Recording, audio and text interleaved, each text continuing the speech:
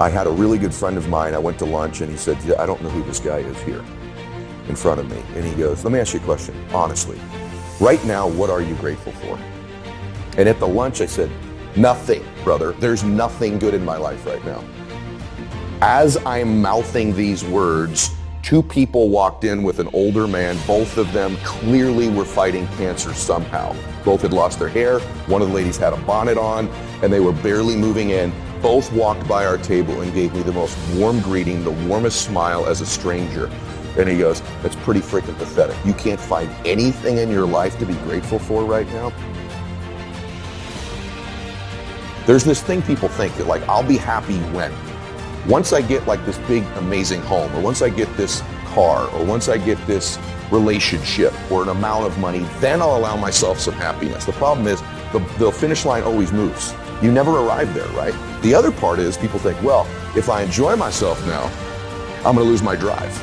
In other words, if I can just wire myself with enough pain all the time, I won't lose my drive or ambition. The truth is there's no correlation between the two at all. There's no relationship between you feeling complete pain all the time and losing drive. And so I talk about living in a state of blissful dissatisfaction. And really the best example of that would be like if you've ever, I love a good meal, right? You know, if I bite into a great piece of steak, if you're a steak eater like I am, you take that first bite, it's like complete bliss, right?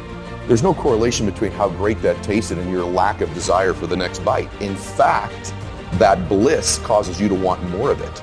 And so the more we can begin to reward ourselves with bliss, we're not going to lose our dissatisfaction. We're not going to lose that. And so for me, our brains, this dopamine hit you get when you do something successful, if you constantly cheat yourself out of that hit, right, biomechanically in your body, less and less in the future will you want to achieve the next level, the next dream, the next step.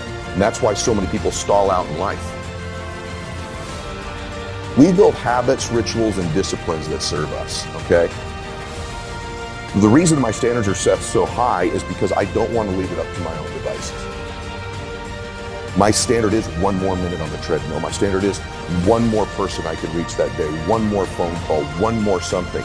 And so for me, I raise them every single year, but the way I get to do it is I link it to my reasons. And so goals are really empty to me. You show me someone with compelling, emotional, gigantic reasons, I'll show you someone who's changing their standards all day long. So like, give you one quick version that you've not heard before. One of the reasons I'm relatively fit is not just peak state. I have an uncle in my family that died at 50 years old of a heart attack. He's my godfather, my dad's only brother. I kind of resemble him. And I look like him a lot. So on the way back from his funeral, my reticular activator's on heart attacks. On the TV screen on the airplane, I'm listening to music, is the Oprah Winfrey show. She's going through a new heart scan.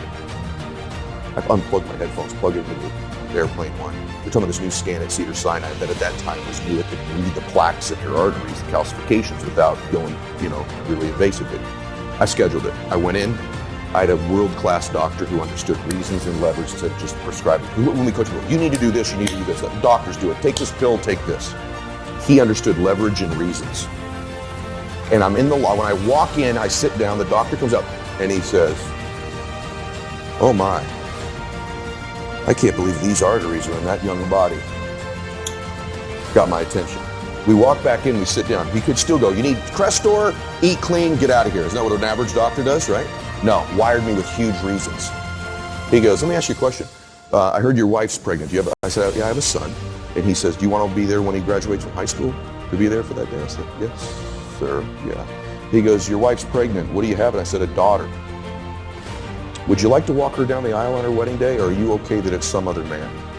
I went, what the f is on this scan, right? And he goes, I want to be very clear with you. If you keep going down the road you're going, there'll be some other man with your son at graduation high school, and a stranger's walking your daughter down the aisle that's not even born yet on her wedding day. But if you do exactly what I tell you to do, you'll be there. And so to this day, brother, there are mornings when I wake up, not every morning, I don't want to go to the gym, I go, Bella's wedding, Bella's wedding, Bella's wedding. So my standards are high because of my big old reasons. Other dudes may miss the gym that day because they're not going to miss their daughter's wedding if they don't go, but I've convinced myself I'll miss my daughter's wedding. So I will get my ass out of bed at 4 o'clock in the morning and I will get to that gym because my reasons are bigger, so my standards are high. So that's what I think causes us to have great standards, is huge reasons. And I think anytime you meet somebody like yourself or myself who might now appear self-confident, it's because I really had to find tools and resources because I was so insecure and shy and introverted. So I had to find techniques and resources to build that up in me. And for me, it's very simple. It's the promises that I keep to myself. If I have a habit over and over of beginning to stack one on top of the other, of keeping promises I make to me, not other people. In other words, the minute you begin to get external in your life, worrying about what other people think about you, right? You've lost all control.